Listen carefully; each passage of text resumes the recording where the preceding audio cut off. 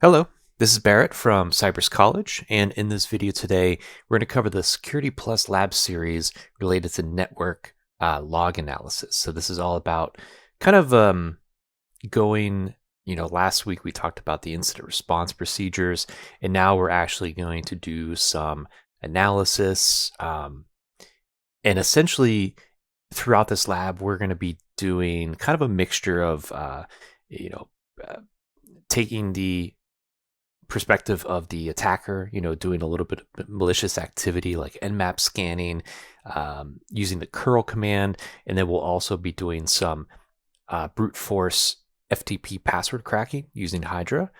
And then we're going to take a look throughout this lab on how we could do log analysis based on those attacks. So as you can see here in the first part, we'll be doing Nmap analysis using Grep. So very, very common Linux command utility that we could use. We can use Grep to search for specific strings in files. So that will definitely come in handy big time. You'll see doing log analysis. We'll continue to use Grep after doing some of those malicious Nmap and curls that we were just talking about. We could also use another tool called Awk, and that is used with Grep as well to do a additional log analysis. And then in the final fourth step, we will actually do that brute force password cracking with Hydra, and we'll take a look at what that looks like in the FTP logs as well. Okay, so thinking about the topology, largely what we're going to be working with in this lab is first thing we're going to do is set up, enable the FTP server on this DVL machine. We'll be using Kali machine for a large majority of this, and I believe we're also going to use the Ubuntu machine at one point as well. But the first thing we do want to do is log into the DVL machine. And from here, the login is root, password is TOOR. And now you can see we're still at the command prompt here. This is actually running a much older backtrack version, which is kind of pre-Kali Linux. So all we have to do is just type start X. And so now you can see after typing start X, it went ahead and launched the GUI for us. So from here, we want to go down to services, HTTPD, and we want to start HTTPD. So this is essentially starting the Apache daemon. And now we want to launch the terminal, and we also want to start up Pro FTPD. There we go.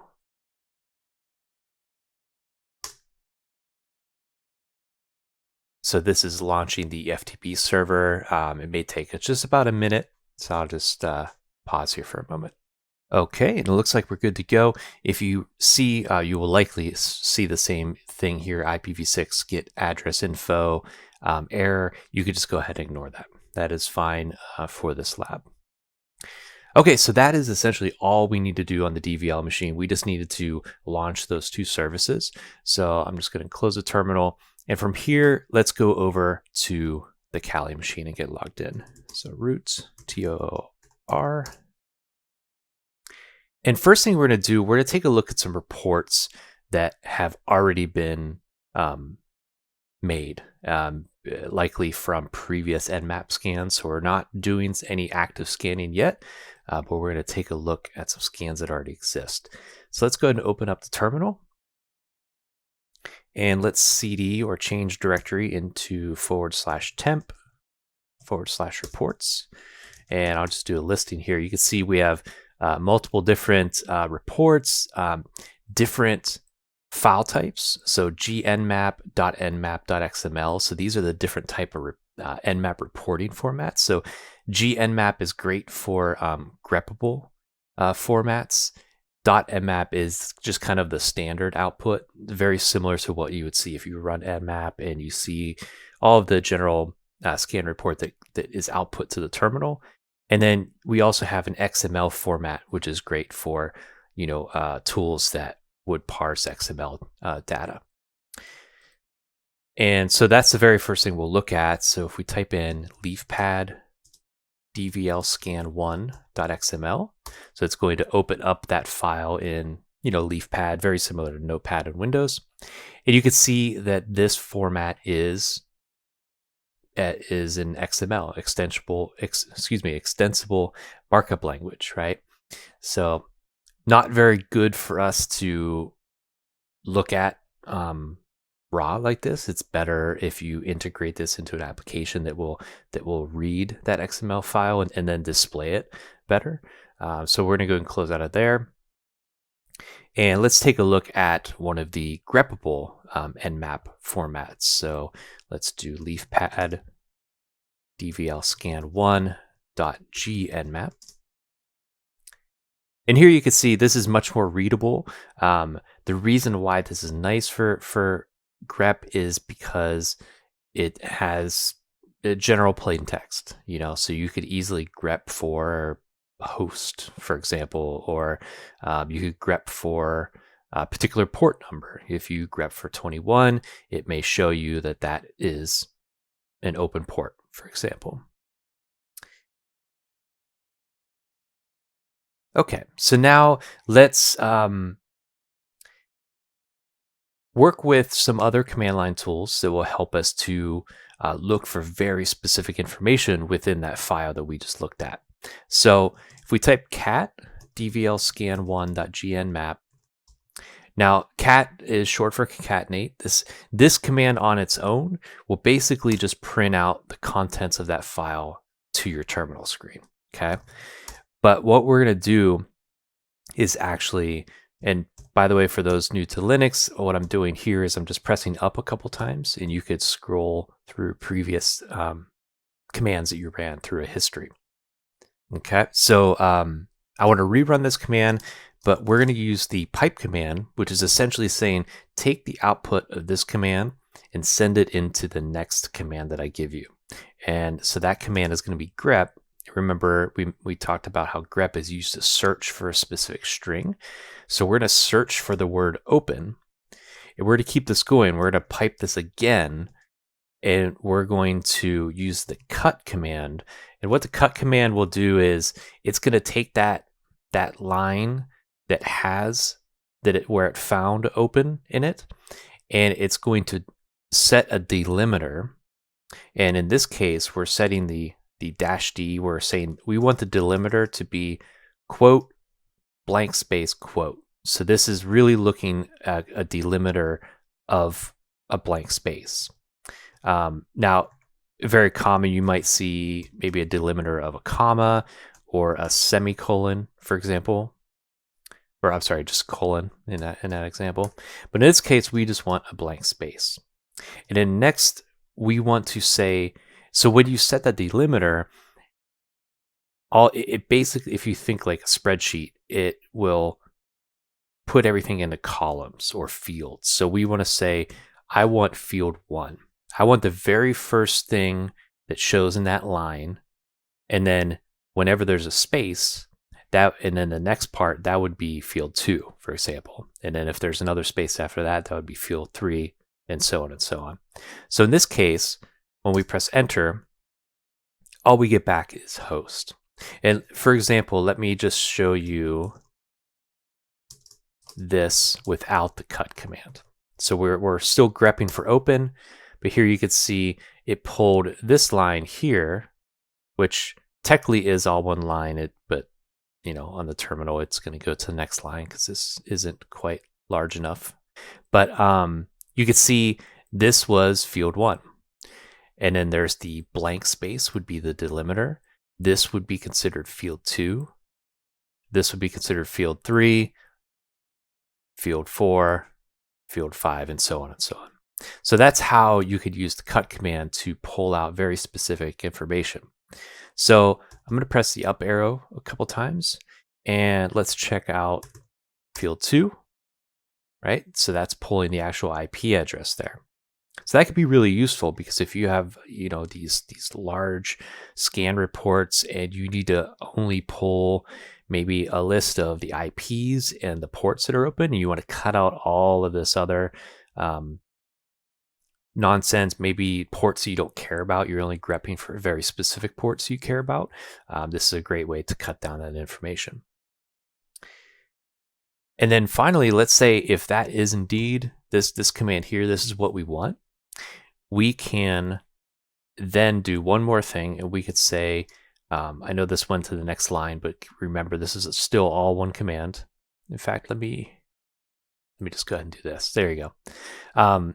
So we're gonna, this caret or greater than sign is saying I want to send the results of this command into a file called livehosts.txt. And you notice when I press enter, nothing happens. That's because it doesn't display it to the output or standard output in Linux terms. It actually put it into a file. And if we do ls-l, you could see that we now have livehosts.txt. And we can cat that out. We could say cat livehosts.txt. And that was the output from that command. Okay. Okay, let me change this. Whoops, I just completely closed it. Sorry about that. It's okay. We're moving on to the next part. I just wanted to change this so you saw it a little bit better. Okay, so now let's take a look at one of the standard Nmap format reports. So cat dvlscan1.nmap, and let's grep for open. And actually, yeah, let's just do that. Oh, sorry about that. I'm not in the right folder. There we go. Okay, so cat dvlscan1.nmap, grep for open. Cool. So this is all of the open ports from this Nmap scan that was previously done. And we could see here, we could potentially use, let's say we only wanted to pull the port numbers and that's all. We could use this / as a delimiter. So I'm going to press open, pipe that output to the cut command again, set the delimiter to the / and say we want field 1. And now we're only receiving those port numbers. And then this is something we could also add into liveports.txt. So that same command, greater than sign or caret, livereports.txt, or I'm sorry, liveports. Okay. ls-l to list. We now see we have the live host, but now we also have the live ports. If I cat that out, you can see we now have that saved as a text file. All right, now moving on, let me do a list. So you can see we have a file in here called livehostscan.txt. So that's what we're going to work on now. And we're going to use a pre-made script that will help us parse through this information. So if we cat this out, you could see, okay, yeah, we have quite a bit of information here. And you could see that it is also has information from multiple targets as well. So we're going to utilize a script which is located in /home scripts, and it's called scanreport.sh. And we're going to say -f, which is feeding it a specific file, which is livehostscan.txt. And you can see that right away what the script is doing is it's taking this information, it's parsing through it, and it's displaying it in a slightly more readable context. So it's giving you each host and which ports are open, followed by the protocol and version number where possible.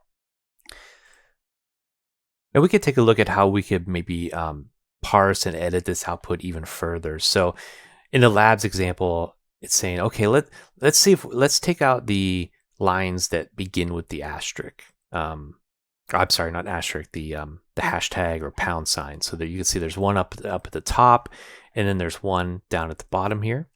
So before we run the script again, let's run grep -v upper caret, I guess you can call it, pound sign. And this is basically going to ignore any lines that begin with the pound sign.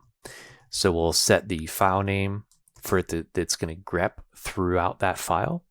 And now we want to send that output into a new file called parsed.txt. And if I go ahead and cat that parse.txt, you notice that it's that same information, but we no longer have those lines that began with the hashtag or pound. And so we could rerun that script against parse.txt, and we see a very similar format, but without those lines. So this is a case, where you can continually fine-tune your output by using these tools like grep. And let's say if we want to show only a specific IP address. So we could do that with this script as well. So actually, I'm going to press the up arrow, and I'm just going to go back a little bit. Oh, actually, sorry, I didn't have to. So we say -f parse.txt, and then -I 192.168.1.50. And you can see that gave us a report for only that specific IP address. And we could do this also for specific port numbers. So I'm going to press up again. Let's change the -I to -P.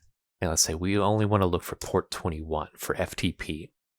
And this might make sense for our later attack on an FTP server, right? Which I believe is going to be at this address here. So we see two potential targets that have FTP open, and that might be something we'd want to look at.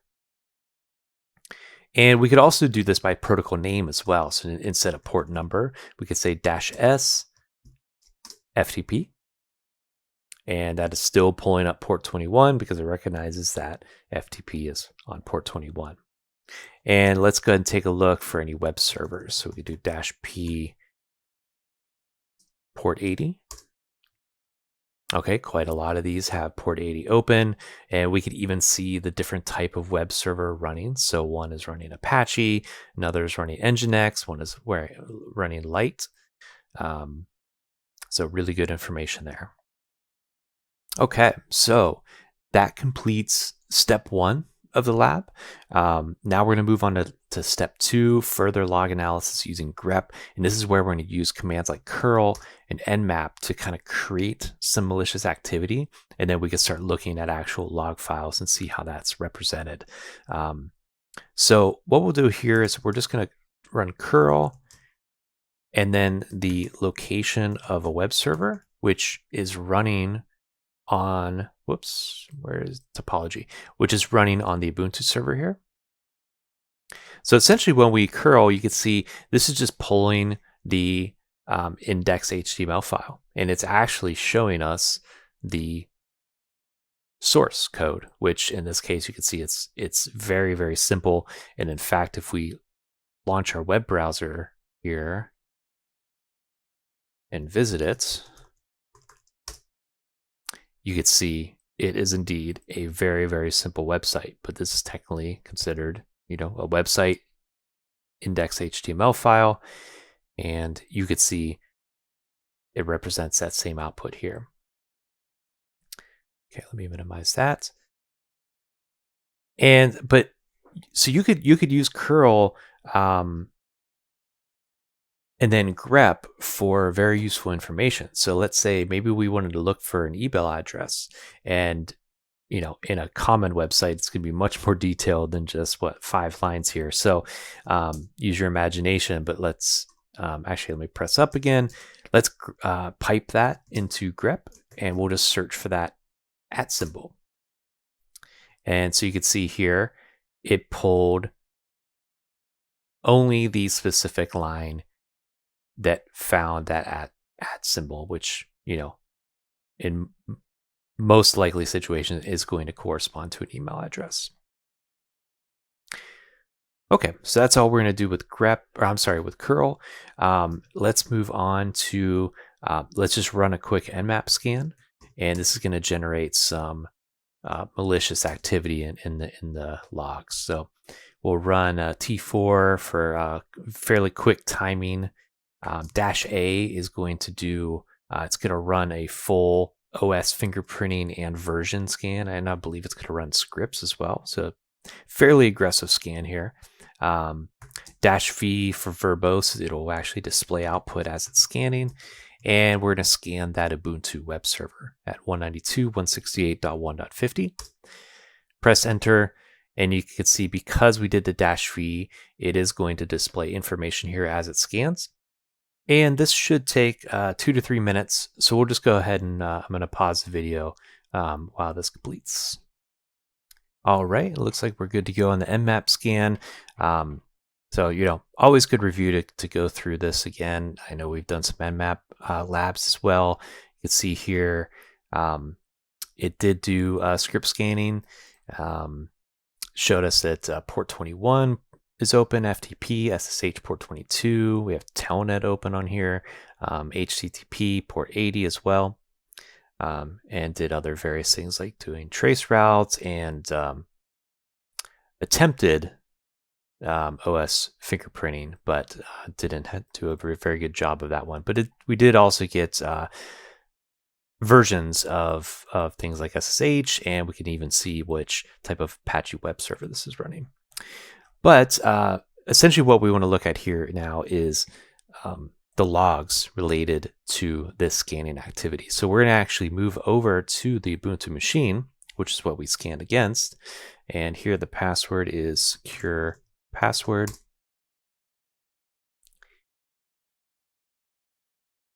And we will go into the terminal and go into essentially the main location where you will find logs in your Linux environment. If I can make this bigger, there we go. So cd var log. In here, you can see there's a lot of different logs here, and we will be looking at some other ones here a little bit later, but the ones we most care about is the logs in the Apache 2 folder. So if we do ls-l, once again, we also have a lot of logs here. These look like they're all kind of like backups, but we're essentially looking at either access or error logs. And particularly, we're going to look at the access log. So if we do cat access.log, see we have quite a lot of information here. You could see this is probably when we actually just oh no, sorry, this is where, okay, so remember we ran the curl command, but then we also opened the website in Iceweasel. So this is that access right there. And you can see all of the different activity here, and specifically related to the Nmap scripting engine, right? And so let me clear the screen. Let's say if we had a hunch that there was some Nmap scanning and we wanted to look specifically for that. So let's cat access log, but let's pipe that into grep, and we'll look specifically for Nmap. And so this way, this is outputting only the information related to Nmap scans, for example. Or let's say I want to see what kind of access came from Firefox. Or in this case, it was the Iceweasel, but technically is Firefox on the Kali machine. So we could see here, yeah, so we had a few different instances, or a few different instances that we actually loaded from Firefox. And then finally, we could also look for those curl commands that we did. So I'm going to grep for curl, and we can see 2 different curl attempts there. Okay, so yeah, so just remember anything related to a web server, website, any attacks against that, potentially malicious activity, you would always want to look in that access log in the Apache folder within var logs. Cool, so that wraps up step 2 of the lab. Let me go and clear the screen. And now we're going to look at log analysis using Awk, and specifically using, or or specifically called Gawk, which combines grep and the awk command. So to do that, we're going to move over to the Kali machine, and I'll go and clear the screen on this Nmap scan. And to do this, what we're actually going to SSH into which machine is this? We're going to SSH into the DVL machine. And we're going to just create some new users and groups, and then we'll see how that reflects into logs as well. Okay, so back to Kali, SSH into 10.1.1.10. Okay, and it's asking for root's password. We know this is TOOR. Cool. So now you can see, remember on the DVL machine, we're greeted by the BT prompt. So now we are, SSH remotely connected to that machine. So let's just do some general, and you can kind of use your imagination, think that maybe we're a attacker, we managed to get a backdoor shell access to this machine, and now we want to add some users that we could potentially keep persistence and be able to log into this at a later time. So let's create an ad. Create a group called a non-group. And you could see that if we look in the etc group file, that we did indeed create that right here. Okay, so let me clear the screen, and let's go ahead and add some users to that group. So user add Ben, add it to the group, the non-group. Let's set a password for Ben, and the lab is asking, this is a terrible password, but just for an example, it's pass B1, and it's even telling you that it's a really weak password, but we can enter it again to use it anyways. So just for lab purposes, keep it simple. Okay, so password change there. Let's add a couple more users. So user add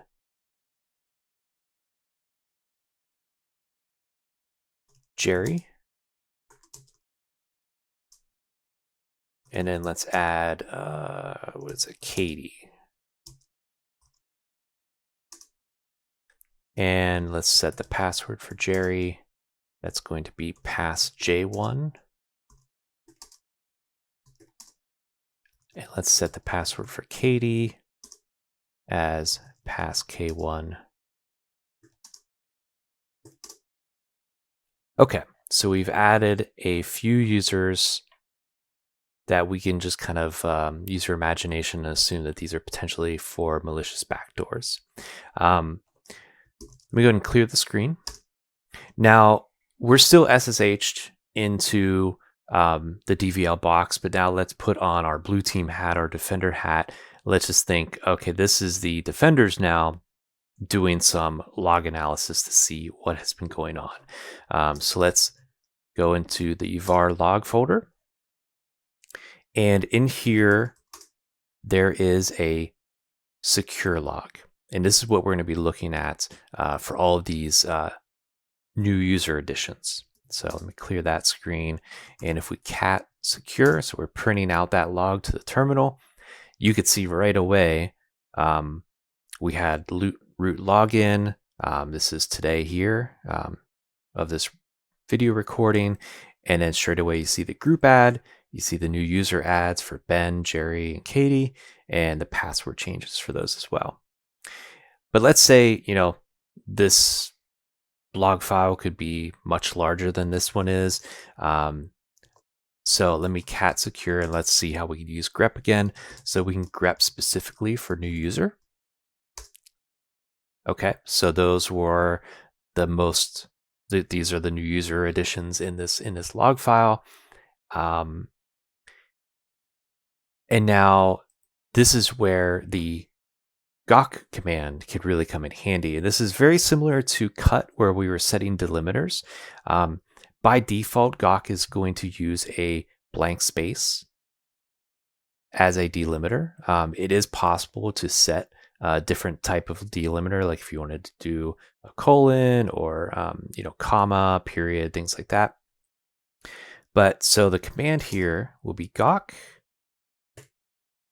single parenthesis, left curly brace, print, and then $6, $7, $8, right curly bracket, close single quote, and then we give it the file name, which is secure, and then we want to look for specifically new user.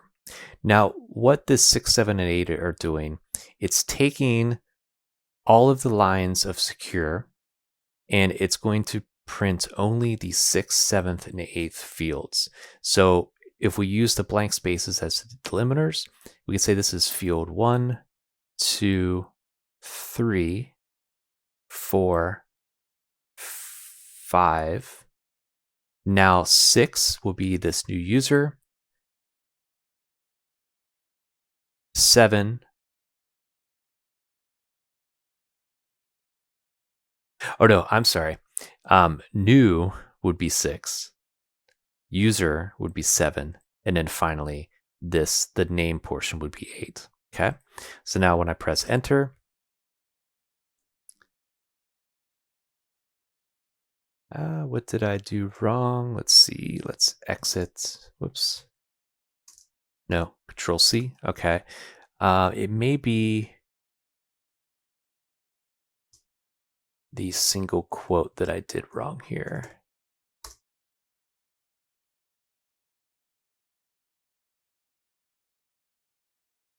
Okay. Yep. So if you're on a PC, I believe it's the single quote right next to the enter command. Yeah, there we go. So I was mistakenly doing the single quote next to the 1 key, but you want to use the single quote that's next to your enter or return key. So just a quick example of how Linux commands, the syntax can get a little confusing at times, and you just got to know where to pinpoint where the problem lies. Okay, so we could see here that we got back only, it's taking like this information, but it's only giving us exactly what we're looking for here. Okay. And just for an example, if we would have done this without that grep there, you could see it's pulling, it's running that gawk command on every single line. But we basically were saying, okay, take all of this output, send it into grep for looking for only new user. So you can see how good this is for simplifying. All right, we are done with this portion. We can go ahead and log out of that SSH session. So connection is closed. We're back in the Kali machine, Kali terminal. Remember we were originally connected to the DVL machine through SSH. All right, so that brings us to the final portion of the lab, step 4, which is password cracking using Hydra. So from the Kali terminal, we can go ahead and load Hydra, which is essentially the GUI version. You could run Hydra at the command line level, but we're going to work with Hydra, which is the GUI version. So we're going to target that DVL machine, 10.1.1.10. The protocol is going to be FTP. Here we could change the protocol here.